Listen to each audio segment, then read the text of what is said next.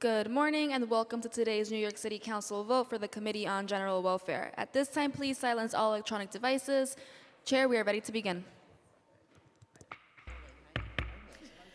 Good morning, everyone, and welcome to today's hearing. My name is Diana Ayala, and I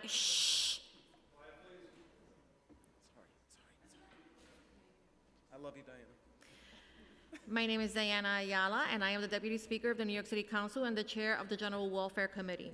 Today, our committee will vote on two bills. The first bill, proposed intro 190A, is sponsored by the Public Advocate. This bill would require the Department of Homeless Services to produce a statement of rights for persons living in shelter, which would inform shelter clients experiencing homelessness about the rights related to their housing situation and the services available to them. While there are various rights for individuals and families experiencing homelessness enumerated in statutory language, case law and regulations, greater protections are needed to ensure that those experiencing homelessness are aware of these rights. The second bill that we are voting on today, proposed intro 704A, is sponsored by Councilmember Abreu and would require the Human Service Administration, HRA, to provide landlords the option to accept rental assistance payments from HRA via an electronic bank transfer. In the year 2023, this option should already be made available to clients.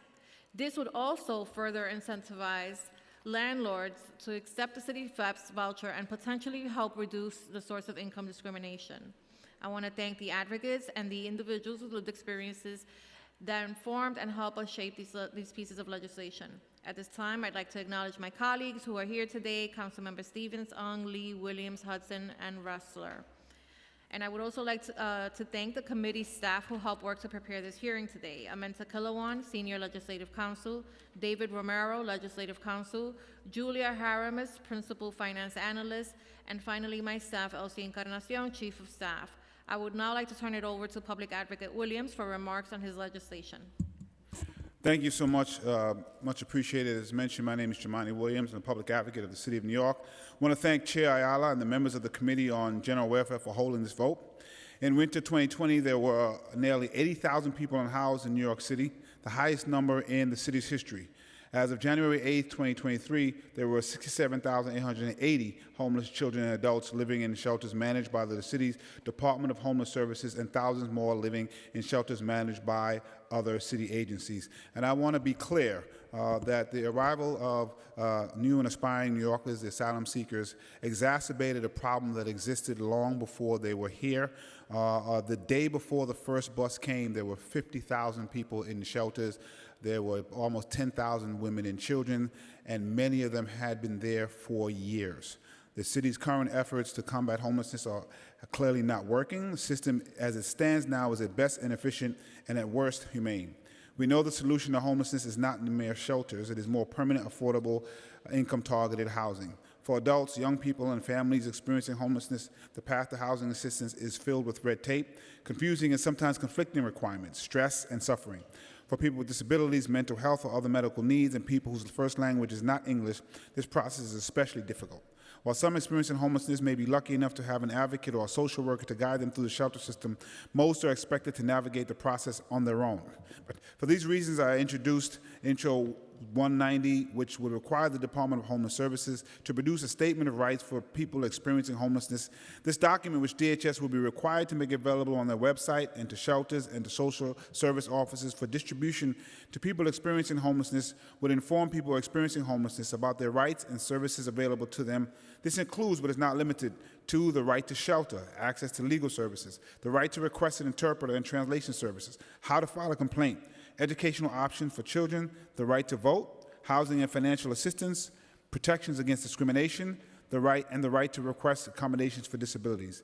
In addition, this document would include the rights of people in shelters, including the right to meet privately with advocates and legal representatives, be placed in a room with a person who identifies as the same gender, a private room with a lock for families experiencing homelessness, a secure locker for single adults experiencing homelessness, access to bathrooms, access to washing machines and dryers or to money for laundry, access to space and equipment to bathe and change babies and small children, and meals and accommodations for dietary needs and restrictions. This legislation is vital at this moment in time, as it brings together existing rights under one section in the city's administrative code, and it codifies existing case law. The congregation and posting of rights enable people experiencing homelessness and advocates to easily access and be informed of their rights. Again, I want to thank all my colleagues who are sponsors and the City Council as a whole and this committee. This is a critical piece of legislation. I look forward to it passing today. Thank you very much. Thank you so much, Public Advocate Williams. We really appreciate your partnership.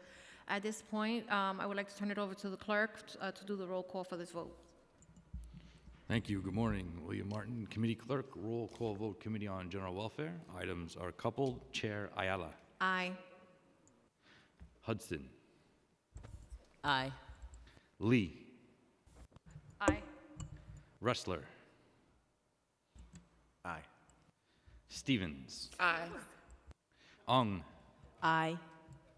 Williams. Aye.